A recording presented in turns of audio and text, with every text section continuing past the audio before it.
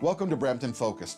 Political cartoonists take current news items and make fun of the people who are involved, sometimes having their finger on the pulse of what public is thinking, but maybe afraid to talk about. One such political cartoonist has made fun of prime ministers and entertainers alike, and the phrase "a picture is worth 1,000 words" is pretty relevant in this description. My name is Michael A. Charbon. Next we meet a true Canadian treasure, the political cartoonist from the Toronto Sun, Andy Donato, right here on Brampton Focus.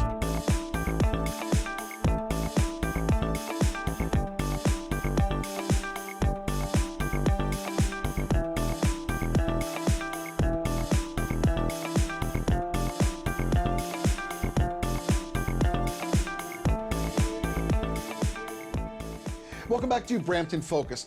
Well, if you remember the Toronto Telegram, there's an oldie and a moldie. It closed in 1971, and all of a sudden this young, aspiring graphic artist, cartoonist, and satirist started his job at the Toronto Sun. Today, he's touted as being one of the foremost cartoonists and humorists in North America. And if you recognize him, he's got this little bird in the corner area. I'm speaking of my guest, Mr. Andy Donato, who joins us on Brampton Focus today. It's an honor to meet you. I have to tell you. Nice meeting you too. I have to tell you, we had a gas just in the pre-segment here, just talking and getting all mic'd up. You're a very entertaining man. You're a pleasure to be with. So it just goes with the job. It does. Well, I mean, you're a satirist, right? Yeah. So I thank you, first of all, for being here on Brampton Focus. I've got to ask you, I mean, since 1971, you've got a couple of years that you've been drawing cartoons and people have been watching what you do. Yeah, I did my first editorial cartoon on the Great Flag Debate in Parliament, which was 1964.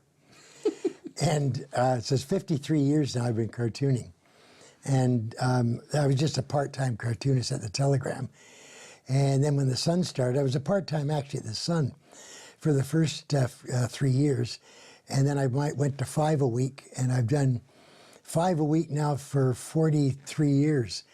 Actually more than that. And now I'm down to 4 a week. Now, Andy, you are hated and you are loved. I mean, people on the Hill in Ottawa, it's almost, oh my God, what's in the Sun today? What did Donato do? I mean, from Pierre Trudeau, Joe Clark, I mean, you capitalized on every trip, fall, bad tide, passing of wind. I mean, you're the guy. There's a sense of control. Especially with Trudeau. But there's a sense of control all through a pencil. Yeah. Oh, yeah. Well, I think somebody once said, like, a cartoonist is like a blind javelin thrower at the Olympics. He doesn't get a lot of recognition, but he gets the crowd's attention. Yeah, yes. I mean, some of the cartoons, I mean, when I was doing my research, and it's one of those things where you have a little giggle for yourself. You go, oh my goodness. And you think, that poor person that you drew, I mean, either they love you or hate you. There's a situation where they hate what you drew, but I want a copy of that because it's just so funny. Yeah, or actually, I found over the years, I couldn't even count on one hand the number of people that really dislike me. I can name a couple, but one of the main ones was Olivia Chow and David Miller, but locally. But one of my favorite characters is right from this town, Mr. William Davis. Oh, Bill Davis, yes, lives down the street, as a matter of fact. And yes. He was a great fan. Almost every art show I've had, he's been there. And when he retired, they said, "What would you like?" And he said, "I'd like a painting of my house by Andy Donato." So I went over and I painted that house of his on Main Street. Wow! It was in the snow, thank God, and his dog walking in the front yard. He's quite happy with that. Great guy, wonderful man. So when you pick a victim, I mean, we got Donald Trump as a current victim now, right now. I mean, in several weeks, the election will take place in the United States. When you pick a victim, you generally emphasize their worst attribute because that makes fun, right? Yeah. Now, some people would say that's mean. Others would say you're capitalizing on your talent. How do you? Well, you do. It's a caricature, and a caricature is to get the caricature, you have to emphasize whatever is that prominent. Whether it's his nose or when Pierre Trudeau first came on the scene, he had a great face, and if you tried to exaggerate everything, it didn't look like him. You know, he had the cheekbones, he had the teeth, he had the nose, he had the hair, those almond eyes. Now with like Kathleen, actually Bill Davis, one of the hardest I ever drew. Who? Bill Davis. Oh. Oh, I had a terrible time. What's his discerning factor? Well, he didn't have. He had a little bit of a chin. He had his hair way back then. But when you take someone like Brian Mulroney and like Jay Leno, they got the chin. Yeah. Oh yeah. Mulroney was a dream. Yeah. Had the big chin. Trump's got the hair. Yeah, Trump's got the bad hair. Hillary Clinton is tough to do, I find. She has cheekbones. That's about all. On many factors. Yes. Well, I mean, you draw her full body. She has a great bum. You know, do that. What kind of anxiety? I would love to get a listen on your phone in the mornings after you release one of these bombshells, because it really is a bomb. Because sometimes you're making a political statement. There's many undertones. There is a sense of social comment and a sense of criticism all rolled into a cartoon. I mean, your voicemail must be really interesting sometimes. Yeah, I don't get that many calls. It's really strange. I've only had one death threat in all those years. And I went after the guy with a vengeance, and we became best friends over the phone, you know, one of those goofy things. What about Rob Ford? I mean, the late Rob Ford, that was another. Everybody, I felt that, okay, so the poor fella had a little bit of weight, but people were drawing him like Humpty Dumpty sometimes. I mean, after a little while, when do you find that it goes too much? When is it too much? The only time it goes too much, to me anyway, is if you attack them personally. Like something like when Pierre and Maggie were separating, I didn't touch that at all. You didn't draw any stones in between them? No, I didn't draw her sitting on the floor. You know. That sort of was the line. But I mean, I got into hell just a couple of years ago in the last Toronto election, and I drew Olivia Chow on a skateboard holding up Jack Layton's coat, riding on his coattails. Yeah. That was bad enough. Then they came after me and said that I made her eyes too slanted, and this is where political correctness. How do you mitigate that? I mean, in this about a minute and a half, how do you mitigate political correctness? Because you really tread in the gray area. I mean, you're on the cutting edge. Yeah, you have to. Political correctness is a group of people who really believe you can pick up a piece of dog poop by the clean end. But listen, on that note, we're here with Andy Donato. We're talking about satirists, political cartoons. You're watching Brampton Focus. My name is Michael Charbon. 2 fantastic segments still to come. We encourage you to come back. Back with Andy Donato and more Brampton Focus right after this.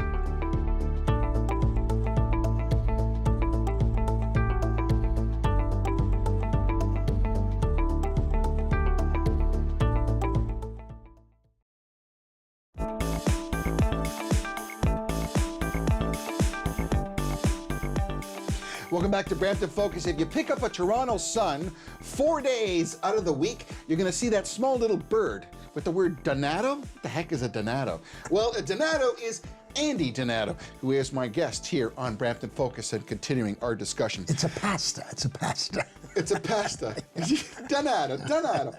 And you're definitely al dente at times. And now, if we talk about some of the cartoons that you have drawn that have stirred up a little, how should one say, a little bit of a mess. Yeah. You did one with David Miller and Adolf Hitler, and like the stuff hit the fan like no tomorrow. Yeah. How do you? Well, it was a coloring book drawing, you know, a coloring book outline, and I gave it 2 colors. I gave it kind of a flesh tone and black, and I had them color the hair in. You know, he combed his hair over his eye. Yes. To do it in black. And then I had a heavy shadow under his nose. You know, it's called the Hollywood shadow. Yeah. And the black, and that he looked like Hitler. He went ballistic. He went nuts over it. He really got that. And I justified it because that was the time when Fantino, the chief of police, wanted to stay on, and the council wanted to have a hearing, a debate over it, whether he should stay. And Miller said, no, we're not going to do it, and he killed it. And I thought, well, that's a dictator does that. Yeah. That's not democracy. So that's why I drew the cartoon. He got mad. So anyway.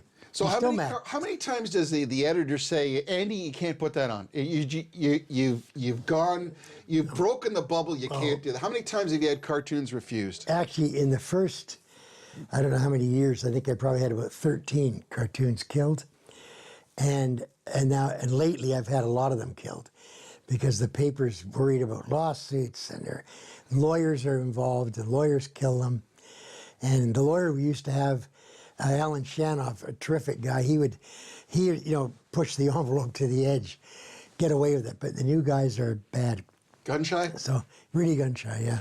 So drives me crazy. When we think of another one, and this one actually worked out good, Carolyn Parrish, who has been in the Peel region for many years and in many levels of government, tried to be the mayor at one Close point. friend to Hazel McGee. Yes, yeah, and hey, you got to respect the politician that runs. She wasn't too happy with the cartoon that you drew, and from what I understand, I think she had a foot in the mouth. Oh yeah, and then she asked for the original. Well, that's the good part of the story, right? Yeah, that's right. So here's a perfect scenario where everybody was going, oh my gosh, and this and that and so on and so forth. And then what happens? The person that you're doing the cartoon. Oh yeah, it was pretty good. And then I think I did another cartoon on her, and I gave it to a guy, a restaurant that I went to. And I'm trying to remember what he did now. Seems to me that my cartoon was up on the wall and she came into the restaurant and tore it off or something. There was some controversy about that. Yeah. Anyway, my insurance agent was involved somehow, but I can't remember the details. But she was fun to draw. But I had a long conversation with her on the phone after that cartoon, and I mean, she was quite pleasant. She had a sense of humor anyway. Well, let's hope. I mean, because sometimes it can be a little hard. I mean, it's kind of like seeing yourself in character. You're making fun of someone, or again, making a social statement. Well, where do you get your influences from? I mean, obviously you read the Toronto Sun, but now in a time of mass media when there's so many stories of so many things, what influences you and makes you pick that as your cartoon? It's. I think I just judge the whole thing on what is the main story that people are going to be talking about? Mm-hmm. And if I've got a comment on that, that's what I go after. I want to make sure that the story's in the Sun for the Sun readers. And any big story is. There's the odd time you'll get a story that's not that well known, and I don't like doing it, but you draw it and you have a little tag at the top saying news item, so-and-so and so-and-so, to explain what the thing is about. I hate doing that, but... when do you weigh comedy against reality? When do you weigh the Justin Trudeau story of him taking selfies compared to the Syrian refugees or a small child who was washed up on the Greek shores? When do you make that decision? That can be tough. But you got to remember that you never let the truth stand in the way of a good cartoon. Mm.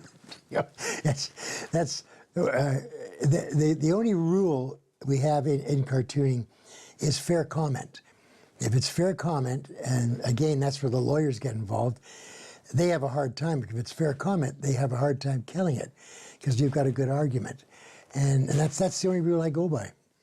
So, as of late, Donald Trump is pretty darn close, and Manna from heaven. I mean, that's low-hanging fruit, right? And Kathleen Wynne with our current wonderful budget scenario. Oh, she's a beauty too.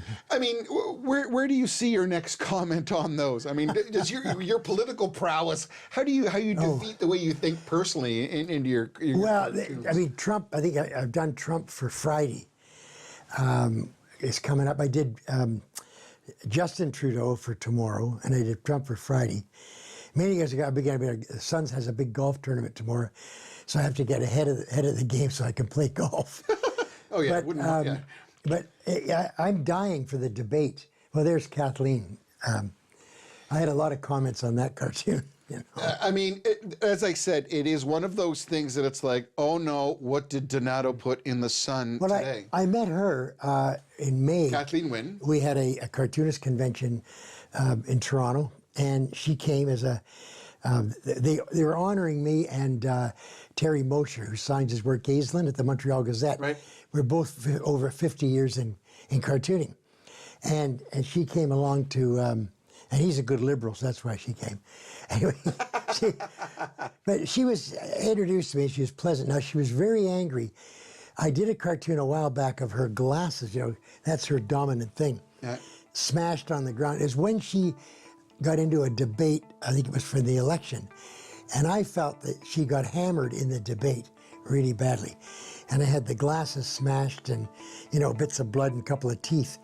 Well, the first thing they say is, oh, he hates women. He's violent against women. Yeah, political correctness. Political correctness run amok on that one. Anyway, that was really upset, but I got away with it. You got away with it. When we come back, Andy, we're going to talk about a good thing that's happening. It's not funny, it's wonderful. You're being inducted into the Walk of Fame in Brampton, and we're going to kind of use that Donato crystal ball and see what's coming up in the next version of Andy Donato's story. You're watching Brampton Focus. My name is Michael A. Charbon, back with our final segment with Andy Donato right after this.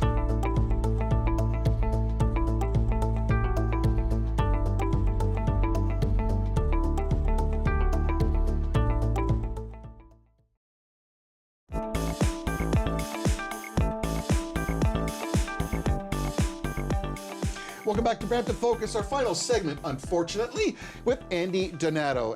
I could talk to you for hours. Yeah, I could. You've got stories, and you're such a cool guy.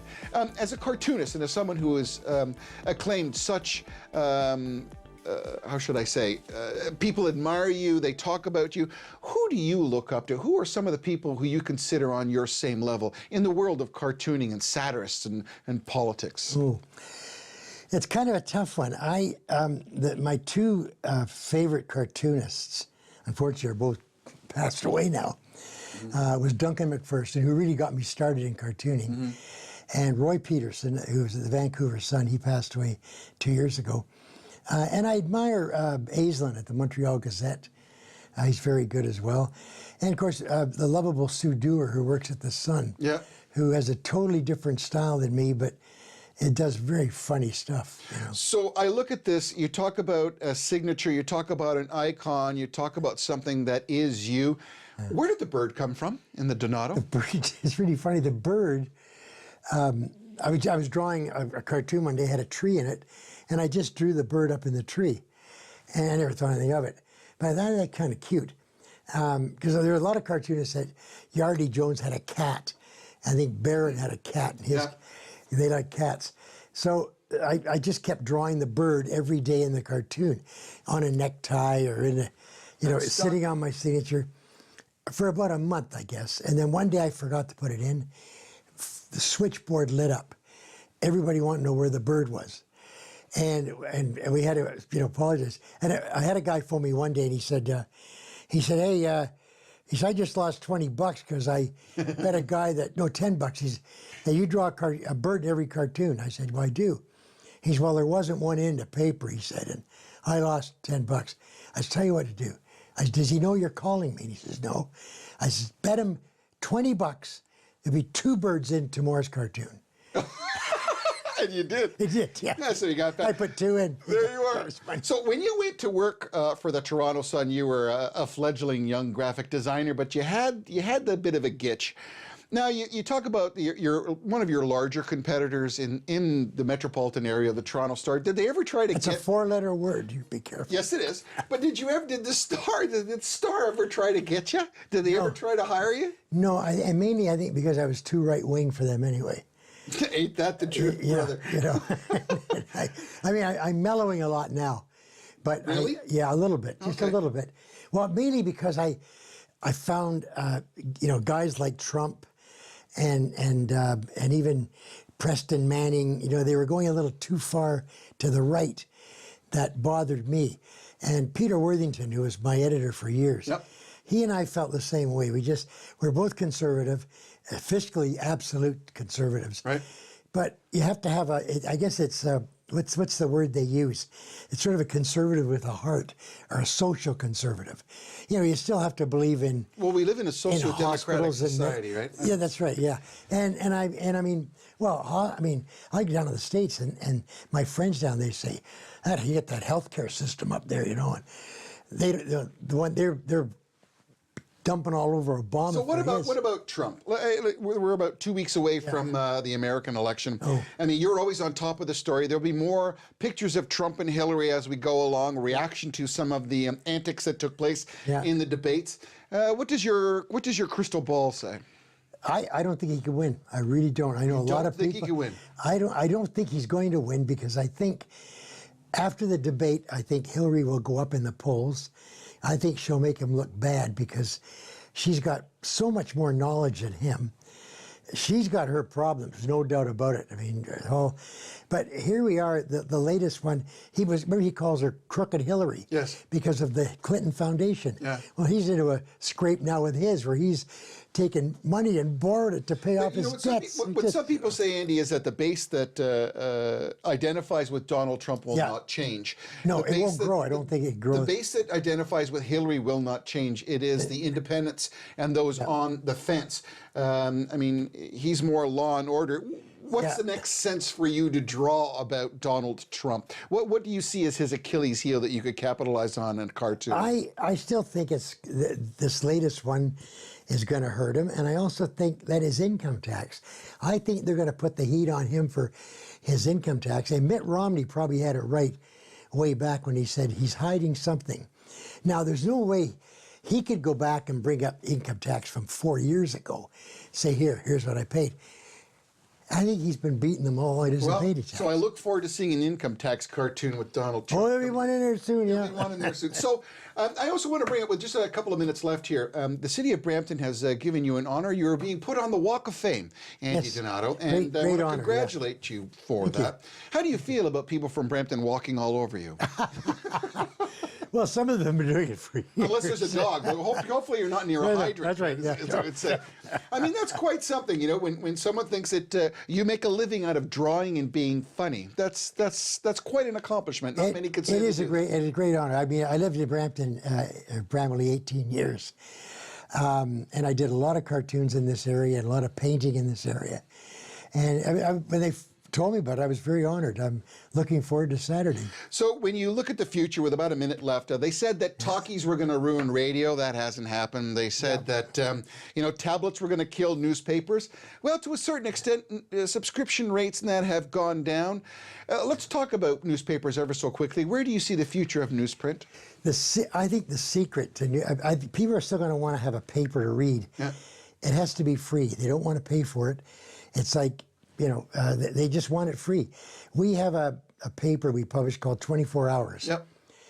We get rid of almost 225,000 a day because it's free. Oh, because it's free. Yeah. So that's the future of newspapers. So my final question to you, and I say this with all respect. Yes. What would you like to be remembered by? What is something that you want people to say, I remember Andy Donato? What is that thing that you want to be remembered by?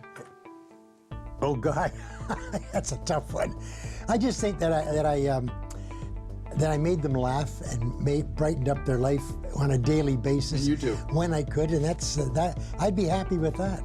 Andy Donato, it was an honor being here with you. You're an entertaining man. You are great. I'd love to sit down and have a beer with you. Yes, we got to do that. Congratulations on the Walk of Fame. Thank you for all your good laughs, and we look forward to continue reading the Toronto Sun and watching Andy Donato's cartoon. My name is Michael A. Charbon. You've been watching Brampton Focus. We encourage you to come back to us in the future. Thanks for watching. See you soon.